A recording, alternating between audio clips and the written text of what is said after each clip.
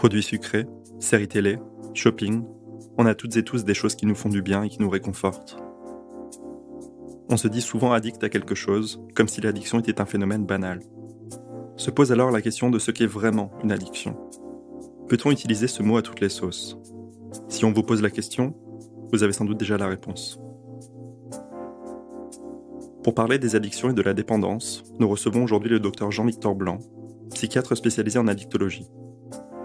Il a publié récemment son 2e livre, Addict, aux éditions Arquet.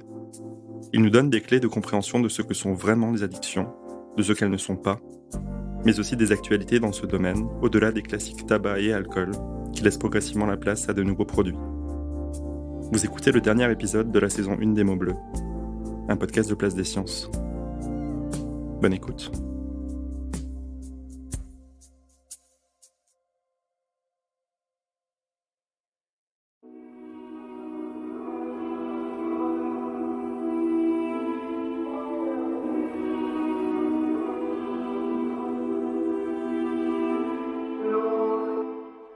Bonjour Jean-Victor. Bonjour. Merci d'avoir accepté mon invitation à participer à cette émission. Donc aujourd'hui, on va parler de ta spécialité qui est l'addictologie, donc les addictions. On entend très souvent ce mot de nos jours. On se dit addict à nos écrans, addict au sucre, plus classiquement à l'alcool, au tabac. Est-ce que tu peux nous dire un peu ce que c'est finalement une addiction ? L'addiction, dans son sens médical, c'est une maladie chronique qui va être caractérisée par une perte de contrôle vis-à-vis d'un comportement ou d'une substance. Et cela malgré, avec du coup un maintien d'un comportement, malgré les conséquences négatives. Donc c'est vraiment ça qui va être un peu la pierre angulaire, qui va nous permettre de finalement distinguer ce qui va être un usage fréquent d'un hyperusage, de quelque chose qui devient finalement involontaire et incontrôlable pour la personne concernée. Mais est-ce qu'on sait aujourd'hui justement ce qui fait que les personnes, tout en sachant que la substance ou le comportement peut avoir des conséquences négatives, perpétuent le comportement ? Disons qu'il y a on peut schématiser au risque bien sûr de perdre un peu de subtilité, mais schématiser les problèmes d'addiction un peu en 2 catégories. Il y a d'une part des personnes qui vont en fait développer une addiction suite à un hyperusage d'une substance, donc quelqu'un qui va consommer tous les jours de la codéine par exemple parce qu'on lui a prescrit pour une douleur X ou Y. Au bout d'un moment, il peut devenir dépendant parce qu'en plus la codéine est une substance qui va donner rapidement une dépendance. Et puis une autre raison entre guillemets ou un autre profil, ça va être des personnes qui ont un mal-être et qui finalement vont rencontrer dans la substance ou le comportement un viatique, quelque chose qui va leur permettre de s'évader, de s'apaiser. C'est ce qu'exprime très bien la série Euphoria, donc avec le personnage de Rue, où elle dit voilà qu'elle est née extrêmement angoissée, que le monde lui a toujours paru hostile, jusqu'au jour où elle prend une substance psychoactive pour la première fois de sa vie et qu'elle ressent enfin ces 2 secondes de rien du tout, ces 2 secondes dans lesquelles elle se sent, avec beaucoup de guillemets, normale. Et donc on comprend bien que pour ces profils-là, ça va être très compliqué ensuite de ne pas répéter ce comportement et de ne pas perdre le contrôle vis-à-vis de ce comportement. Donc ce que tu nous dis, c'est qu'il n'y a pas une seule dépendance, il y a plusieurs types de dépendance. L'addiction, c'est une maladie qui est très complexe et donc ça va être, comme beaucoup de pathologies en psychiatrie, plurifactoriel, c'est-à-dire qu'il va y avoir plusieurs origines. On est avec un bagage héréditaire qui nous rend plus ou moins vulnérables vis-à-vis des addictions. Ensuite, on va avoir un tempérament, un caractère qui va faire qu'on va être plus ou moins à risque de développer une addiction. Si par exemple on est très impulsif ou de nature très pessimiste ou anxieuse, on sait que c'est des choses qu'on va retrouver plus fréquemment chez les personnes concernées par les addictions.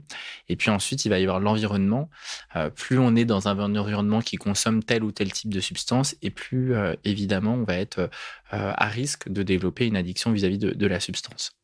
Et justement, au niveau des substances, est-ce qu'il y a une différence de potentiel addictogène, finalement, entre les substances, entre la nicotine, la cocaïne, l'héroïne ? Effectivement, tous les substances psychoactives vont pas avoir le même potentiel addictif. Et ça, c'est quasiment, c'est complètement indépendant et de leur statut légal, stupéfiant ou non, et de leur risque pour la santé. Donc ça, c'est pour ça d'ailleurs que la distinction drogue dure, drogue douce, elle veut pas dire grand-chose. Certaines substances, alors par exemple la nicotine, on sait que c'est une substance qui est extrêmement addictive. Pour le coup, elle est légale et en même temps, elle fait que les personnes deviennent dépendantes au tabac, un comportement qui va, in fine, causer un grand nombre de morts, puisqu'on sait que y a, voilà, c'est une des substances, c'est une des addictions qui tue le plus. Donc, on voit que finalement, est-ce que c'est une drogue douce? On n'a pas tellement envie de répondre oui.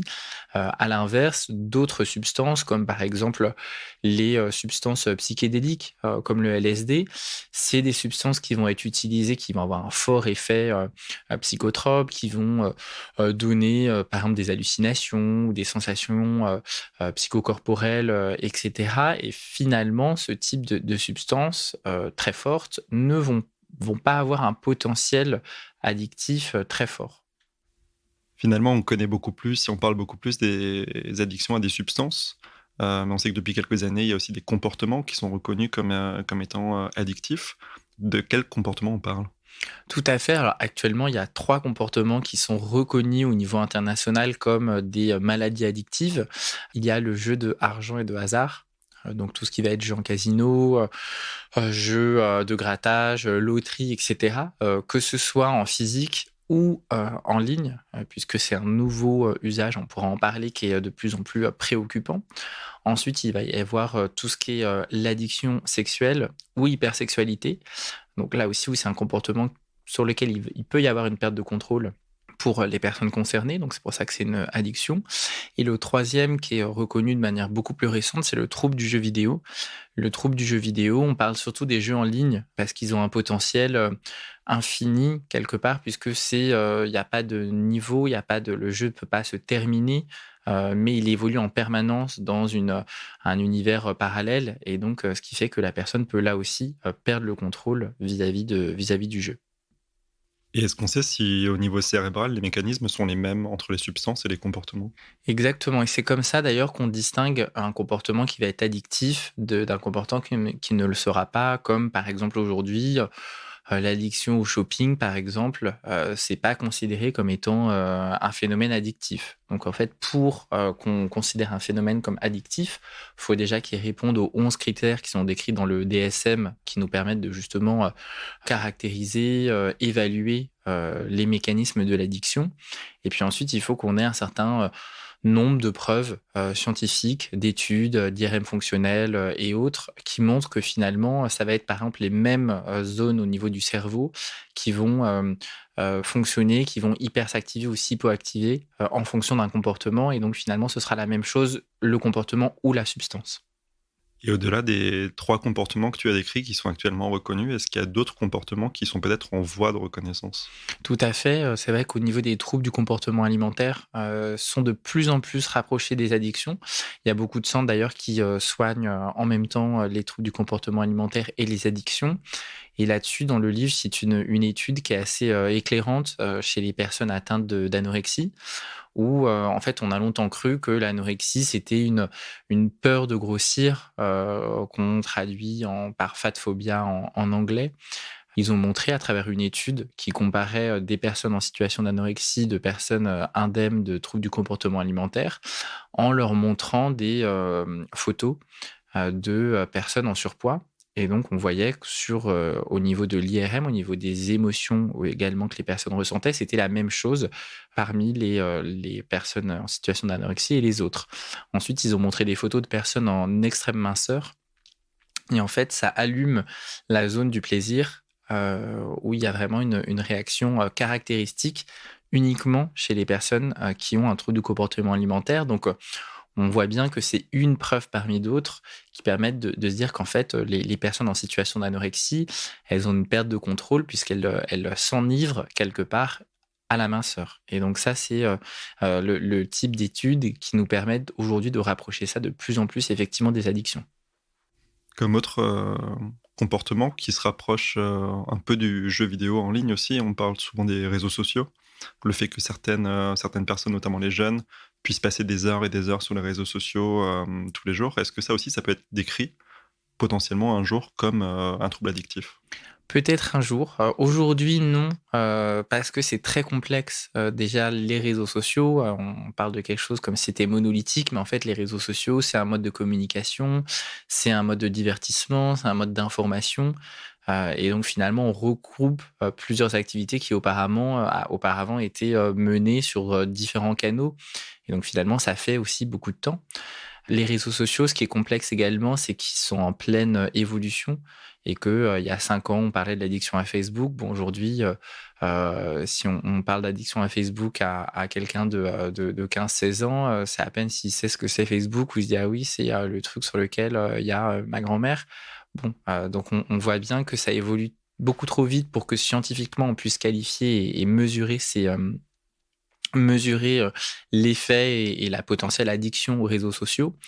Ceci dit, il faut être assez vigilant. Autant moi je suis pas, dans une posture qui serait alarmiste, de dire voilà, c'est la nouvelle drogue du peuple et voilà, il faut interdire les réseaux sociaux. Bon, de toute façon, je pense qu'on serait pas, très entendus sur la question et aujourd'hui, il y a pas suffisamment de preuves justement pour se dire que c'est, comparable aux ravages de l'alcool ou du tabac.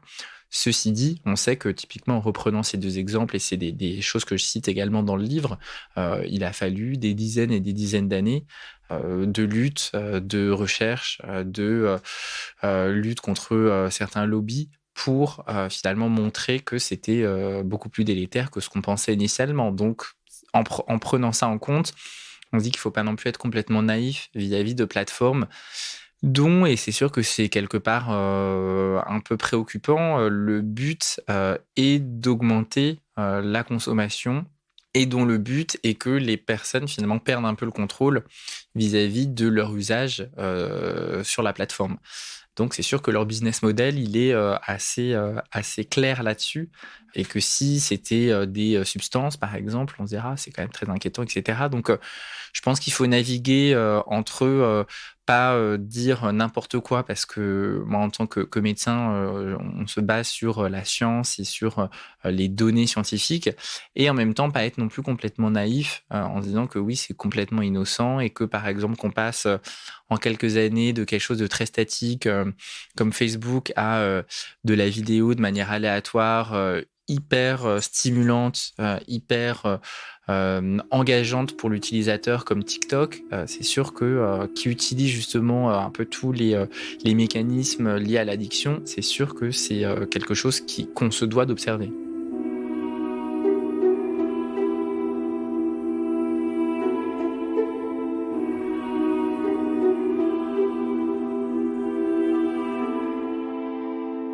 Alors tu l'as dit avec l'exemple de Facebook, les temps changent, les représentations aussi. Dans ton livre, tu parles également de l'exemple du cannabis qui était consommé par typiquement Bob Marley, qui est l'icône un peu de la consommation de cannabis au XXe siècle. Est-ce qu'on peut comparer la consommation de cannabis à l'époque de Bob Marley et celle d'aujourd'hui? Effectivement, c'est un des exemples que j'utilise. On peut pas tellement comparer dans le sens où le cannabis qui est fumé aujourd'hui, il est beaucoup plus puissant que celui qui était fumé il y a 20 ou 30 ans et donc celui que, probablement consommait, Bob Marley et le début du mouvement, Rastafari où effectivement c'est une substance qui était, culturellement très importante, autour de rituels et cetera et qui aujourd'hui est je trouve quelque part un peu, dévoyée dans le sens où, c'est une substance qui est, pas du tout, naturelle ou bio comme, souvent les consommateurs le pensent et là on a beaucoup d'études qui le montrent. C'est une substance qui est, trafiquée pour être extrêmement puissante, extrêmement forte en THC, qui va être la substance qui va du coup donner une dépendance et induire aussi des potentiels effets, sur la santé psychique. Le but, bien sûr, pour les trafiquants, c'est plus un produit est fort, plus il donne de la dépendance et donc plus, ça fait du chiffre d'affaires.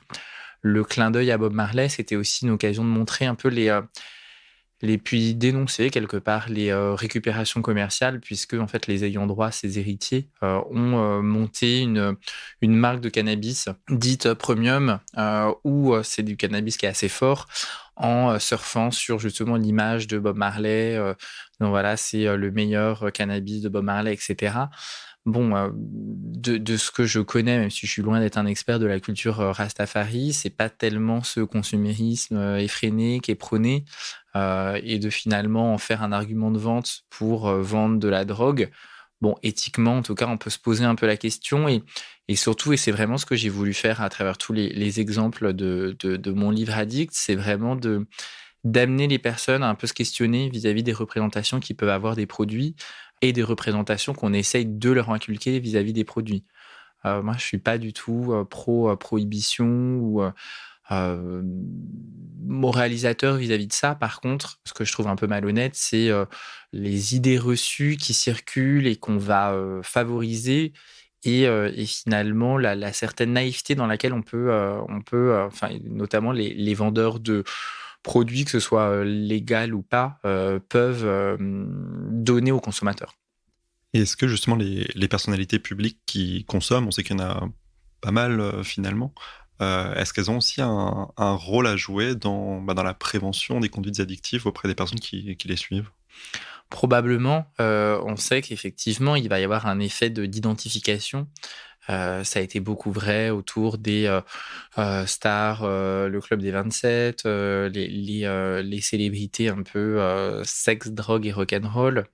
Donc ça a été longtemps vrai, avec des images qui étaient extrêmement, violentes, notamment si on pense à des idoles comme, Amy Winehouse par exemple, qui on a l'impression a été un peu prise, au piège de, à la fois, bon, c'était une chanteuse qui avait des vulnérabilités avant de connaître la gloire, qui, ensuite a eu une image, justement très rock'n'roll, autour de, ce côté, pseudo-subversif des substances. Bon, son plus grand titre, c'est, quand même, «Je veux pas aller en rehab, j'en ai pas besoin, mon père me dit que c'est OK».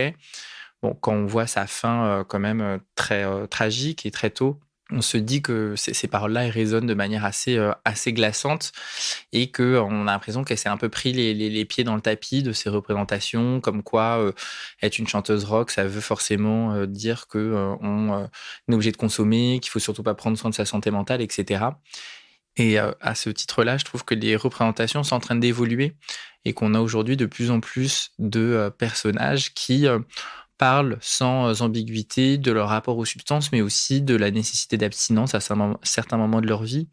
C'est vrai, par exemple, de la chanteuse, Adele qui l'a, lors des interviews qu'elle a données pour, la sortie de son dernier album, a expliqué comment elle a vécu le confinement. Elle dit: «Voilà, la première chose que j'ai fait, c'était, me, jeter à l'épicerie du coin, pour acheter, des bonbons et du rosé et finalement, elle s'est rendue compte que, ce rosé-là, ça lui a pas du tout réussi, et qu'au bout de, quelques semaines et mois de confinement, elle avait développé une surconsommation d'alcool, qu'elle a décidé d'arrêter justement pour prendre soin de sa voix et pour ensuite, revenir avec son album qui est numéro 1 en ce moment. Alors bien évidemment, si elle était vraiment addict, il aurait pas suffi juste de réaliser ça pour, arrêter.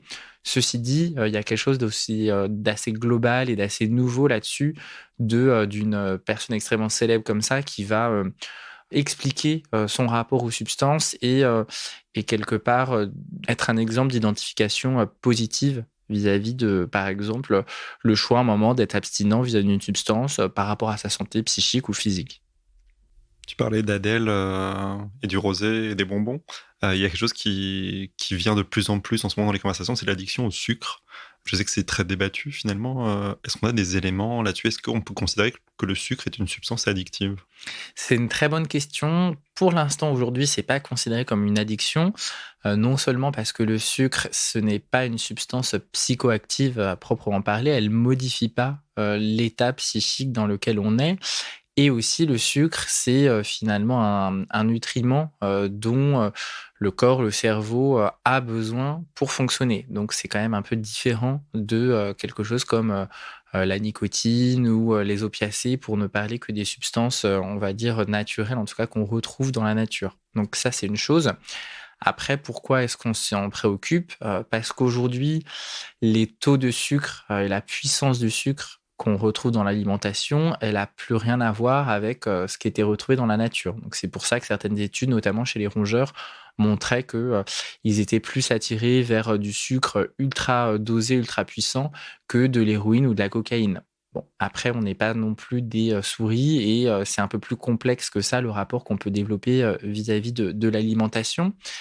Après, cette question, elle est intéressante dans le sens, où elle permet Parler aussi des problèmes de nutrition. Alors aujourd'hui, c'est sûr que le sucre a aussi des conséquences sur la santé, publique, puisqu'on sait qu'il y a, une, explosion du nombre de, surpoids, d'obésité, dans la société et que c'est en grande partie, lié à l'alimentation ultra sucrée. C'est pas parce qu'après un comportement va être, délétère ou dangereux pour la santé que c'est une addiction. Derrière, l'idée de, pas non plus, surdiagnostiquer, autodiagnostiquer et parler d'addiction à tout bout de champ, c'est aussi par respect pour les personnes qui vivent avec une addiction et pour qui, voilà, comparer, une addiction, au cannabis qui évolue depuis 20 ans avec, le fait de, craquer, au supermarché pour acheter, un Mars, alors qu'on s'était dit qu'on allait acheter une pomme. Bon, c'est pas tout à fait quand même les mêmes enjeux en termes de santé et le même contexte du tout pour l'individu.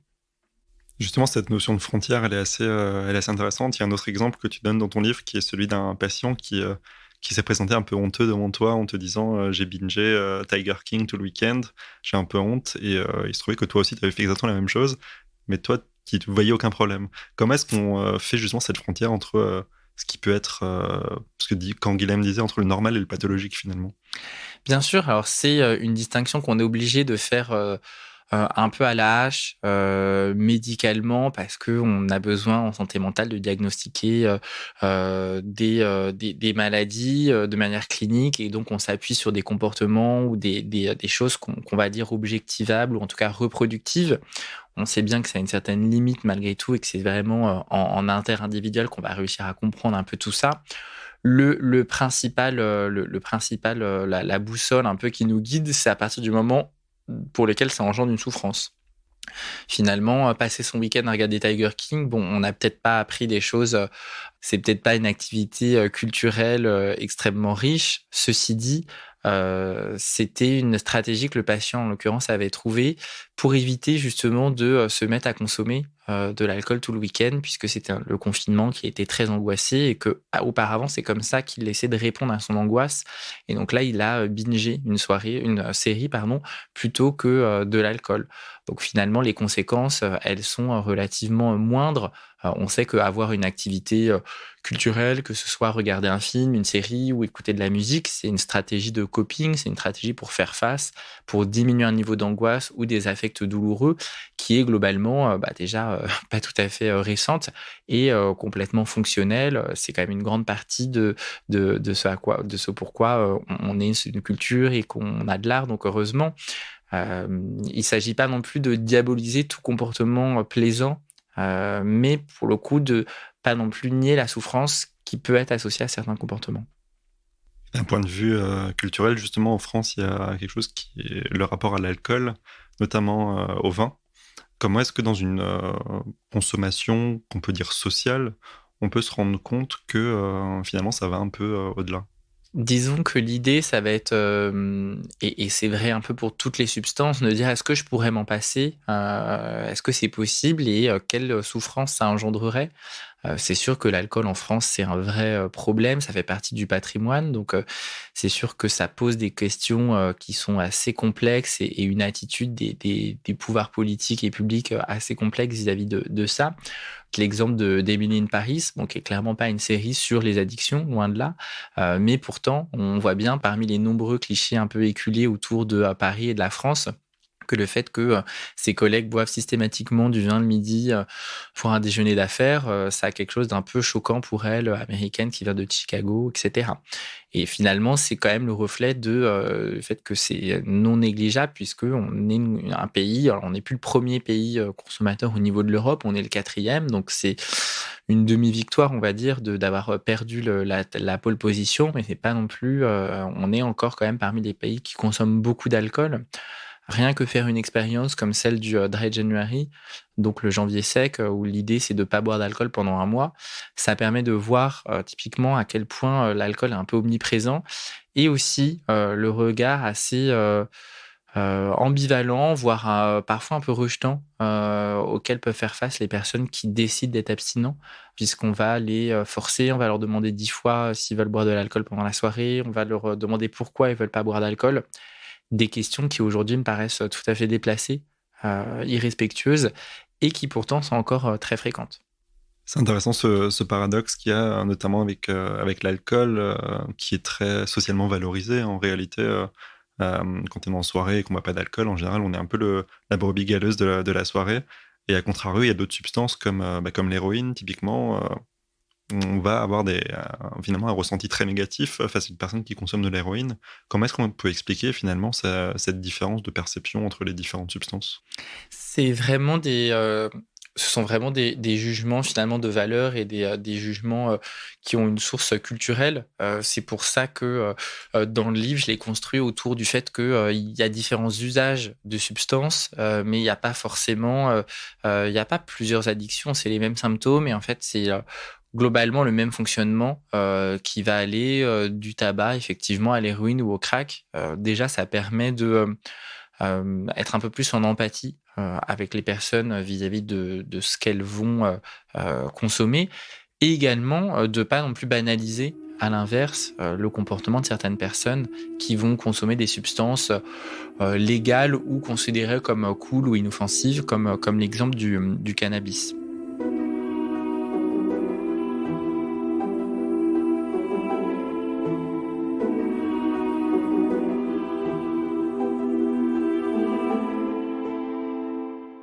Certaines personnes disent qu'on ne peut jamais guérir de la dépendance, que, de toute façon, on est, plus ou moins prédisposé, vulnérable à développer une dépendance à une substance ou un comportement et qu'on peut finalement atteindre l'abstinence de manière plus ou moins prolongée, mais qu'on garde toujours cette vulnérabilité et qu'un événement pourrait nous faire rechuter.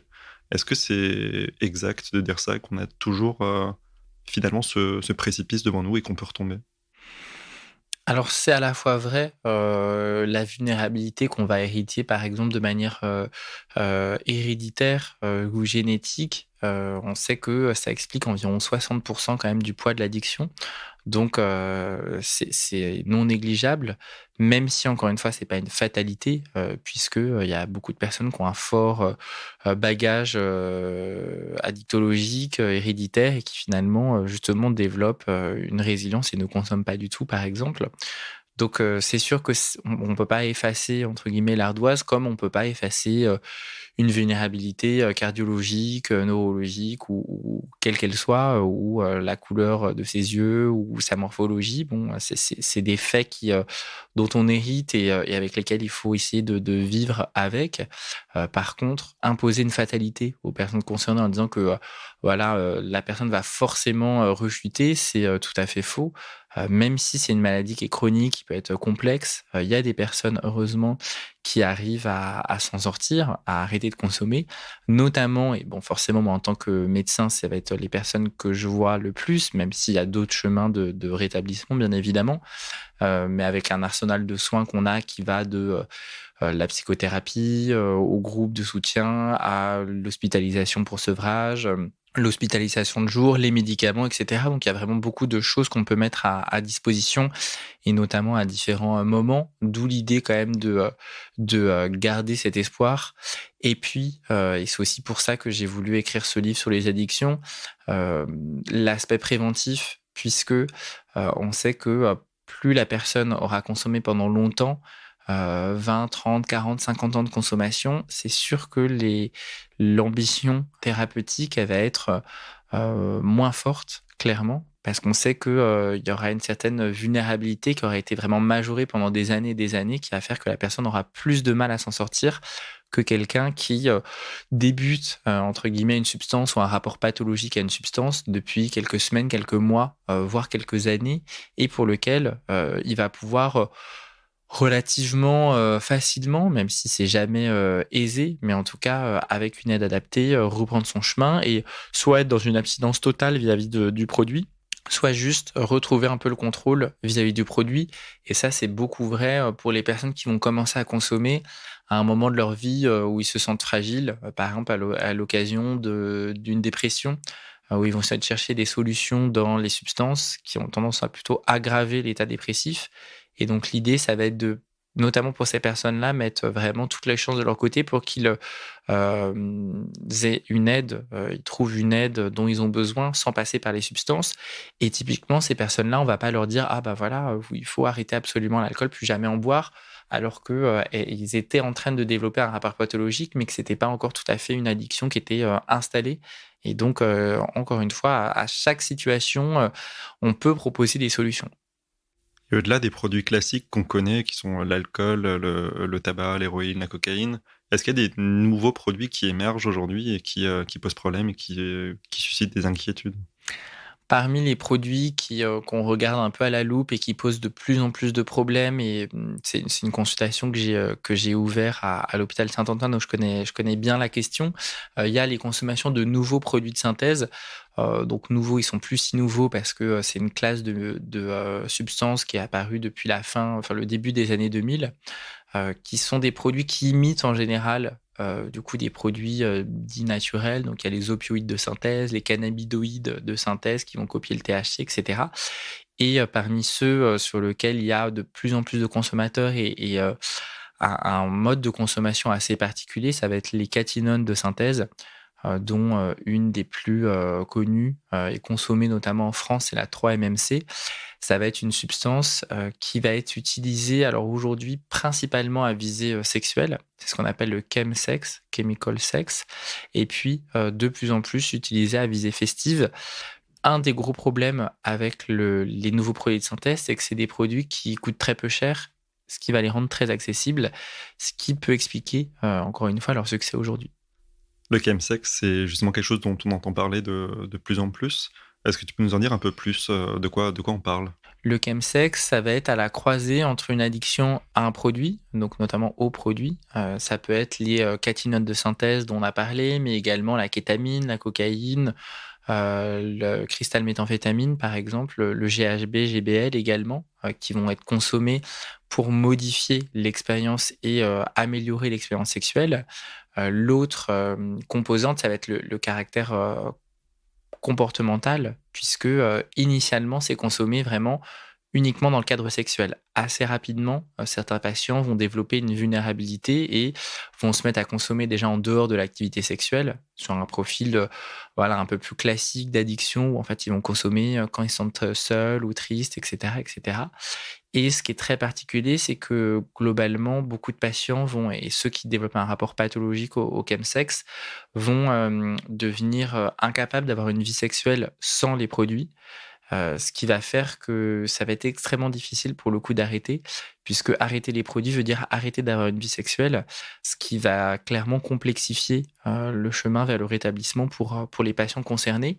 Aujourd'hui, ça concerne principalement, les personnes homosexuelles, bien sûr pas toutes les personnes homosexuelles, mais, parmi, les personnes qui pratiquent le chemsex, il y a une très, très large majorité de personnes, homo. Et comme tu l'as dit, on est dans le cas un peu d'une addiction à 2 faces. Comment est-ce qu'on fait pour prendre en charge ce type d'addiction? Avant tout, en brisant un peu le tabou autour, puisque c'est aussi pour ça que aujourd'hui la situation elle est aussi préoccupante, à Paris où, j'ai été à une réunion tout à l'heure avec, justement des soignants qui s'occupent de personnes, ayant un problématique de chemsex, et on a tous fait le constat que, toutes nos consultations sont déjà débordées et que, on a du mal à absorber, les nouveaux patients, les nouvelles demandes et cetera. Je pense qu'il y a eu un certain retard lié à ce tabou autour à la fois de l'addiction, mais aussi autour de la sexualité, avec du coup des personnes qui, n'osaient pas forcément en parler, des médecins ou des soignants en face qui, n'avaient peut-être pas la bonne manière d'aborder le sujet non plus, des craintes, de se faire, juger et cetera. Donc, il y a eu clairement un retard, à la prise en charge et à ce que, ce phénomène émergent soit, enfin, compris et pris au sérieux. Le fait également que ça touche des, catégories, socio-professionnelles, et de populationnelles, qui sont pas toujours une priorité au niveau politique, que ce soit les personnes homosexuelles. C'est beaucoup des, personnes qui initialement étaient, suivies par exemple pour maladies infectieuses, par rapport à une prise de risque sexuel ou un VIH, et cetera. Et donc, là aussi, c'est des populations qui sont déjà stigmatisées. Donc finalement, on sait que c'est plus difficile, pour eux d'accéder à des soins. Et donc, il y a eu clairement ce retard, qui fait qu'aujourd'hui, la situation est relativement préoccupante dans le sens où, on a de plus en plus de personnes concernées qui développent un rapport pathologique, à cela. Et c'est sûr que la prise en charge est, là aussi, doit être, à la hauteur de la complexité de l'addiction.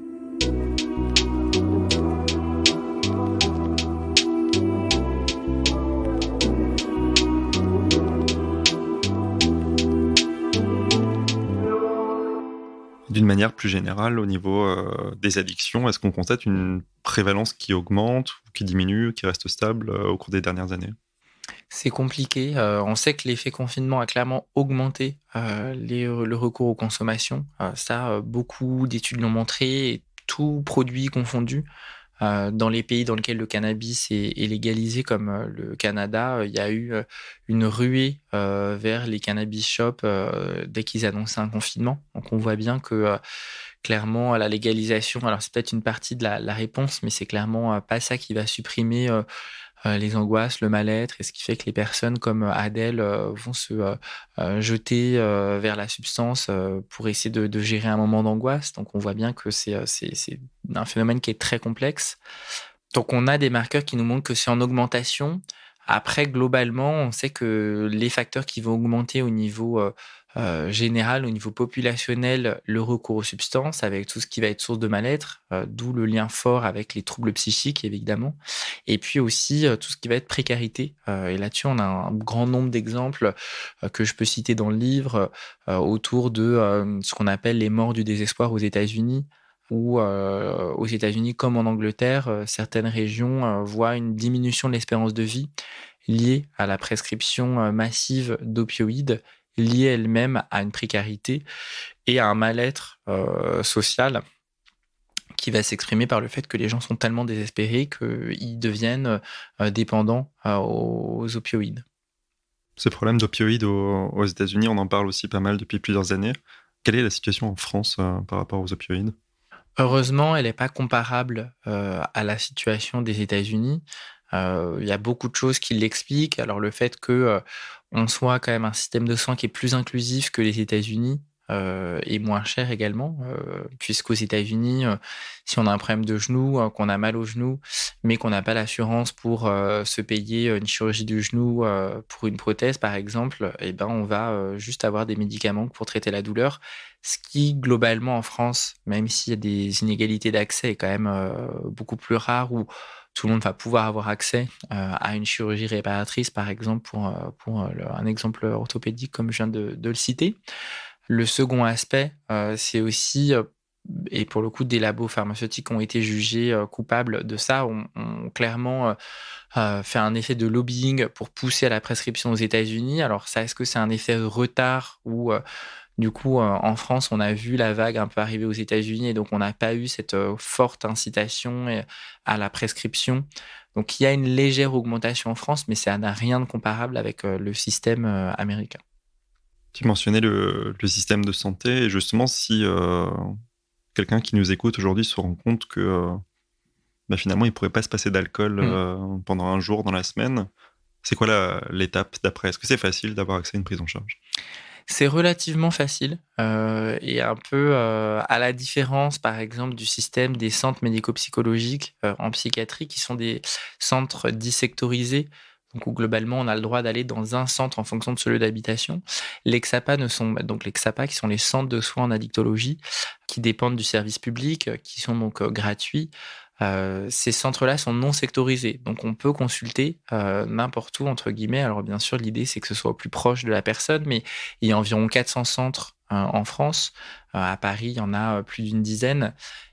Certains ont des spécialités, des spécificités, l'accueil des jeunes par exemple, le traitement des, addictions, comportementales dans d'autres, et cetera et cetera. Donc finalement, les personnes peuvent trouver, l'aide dont ils ont besoin. Et ce système-là, aujourd'hui, même si et c'est vrai que la pandémie a un peu complexifié les choses, sont, moins saturés, que les centres médico-psychologiques où il est monnaie courante qu'il y ait une liste d'attente d'1 an, par exemple. Pour l'instant, heureusement, au niveau des XAPA, on n'en est pas là, mais encore une fois, on ne sait pas bien la tournure que les choses peuvent prendre avec l'effet un peu rebond et retard lié à la pandémie au niveau psychique et au recours aux substances. Tu parlais tout à l'heure de la prévention, et justement au niveau santé publique, c'est quoi une bonne politique de prévention des conduites addictives ? Ce serait une politique qui déjà s'appuie sur les preuves scientifiques, ce qui n'est pas toujours le cas. On l'a vu avec les dernières déclarations musclées gouvernementales de d'éclairer, vouloir faire la guerre à la drogue, comme si c'était l'alpha et l'oméga d'une position un peu viriliste et qui permettrait d'exterminer le problème de la drogue de manière aussi facile, de manière quasiment militaire. Bon, on sait que ça marche pas pour le coup, et beaucoup d'études le montrent. Donc s'appuyer déjà sur la science. 2, s'appuyer sur l'éducation, puisque plus les personnes auront conscience et connaîtront leur santé, connaîtront ce que c'est que les addictions, se méfieront de certaines substances, prendront en compte leur vulnérabilité, etc., moins les personnes du coup développeront de potentielles addictions. Et puis ensuite, un travail de déstigmatisation, là aussi, pour que les personnes puissent consulter. On sait que certaines personnes, comme les femmes par exemple, vont accéder plus tard dans les soins parce qu'elles vont justement avoir honte, très culpabilisées, d'annoncer avoir un problème d'addiction. Parce que les substances sont considérées comme plutôt quelque chose de viril. Et donc on sait que les femmes consomment moins que les hommes, au niveau global, mais par contre, celles qui consomment et celles qui ont une addiction vont, en général, vont avoir un profil plus sévère et arriver plus tard dans les soins. On arrive donc au terme de cet entretien, Jean-Victor. Il me reste à te remercier d'avoir participé à cette émission. Et on recommande bien entendu la lecture de ton nouveau livre Addict, ton deuxième ouvrage après Pop et Psy, pour lequel on t'avait également reçu au début du podcast. Pour ceux qui habitent en région parisienne, tu donnes des conférences au MK2. Tu donnes également des conférences dans d'autres cinémas sur le thème des addictions notamment. On peut retrouver, il me semble, l'agenda de ça sur ta page Instagram. Exactement. Est-ce que tu peux nous redonner juste le nom de ta page ? Bien sûr, c'est sur la page Culture Pop et Psy. Et vous trouverez les prochaines dates de mes conférences. Et en février, on va parler du trouble bipolaire avec Happiness Therapy. Donc ça, c'est le samedi à 11h au MK de Beaubourg. Et en parallèle, j'ai également un ciné-club au Brady. Là, c'est tous les derniers mercredis du mois. Et en ce moment, on regarde des films autour de la thématique de addict à l'écran. Donc parmi les prochains films, on va regarder Douleur et gloire d'Almodovar et Oslo 31 août de Joachim Trier. Ce sont 2 très beaux films que je vous conseille, même si vous ne pouvez pas venir au Brady. Merci beaucoup. Merci à toi.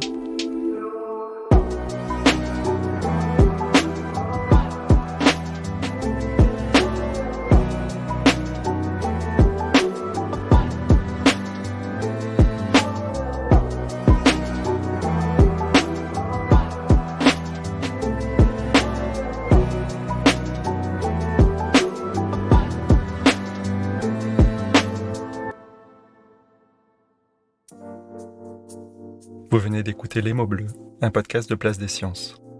La musique a été composée par Alex Rocher, les illustrations sont de Manon Combe. Si vous souhaitez partager votre expérience avec nous, vous pouvez nous écrire à podcast@placedesciences.fr. Si cet épisode vous a plu, n'oubliez pas de vous abonner et de nous laisser des étoiles sur votre plateforme d'écoute préférée. Encore une fois, si vous vous reconnaissez dans un témoignage ou ressentez un mal-être psychique et avez besoin d'en parler, n'hésitez pas à consulter un professionnel ou à vous rapprocher des associations de patients. Des ressources sont également disponibles sur notre site placedesciences.fr. Merci encore et à très bientôt.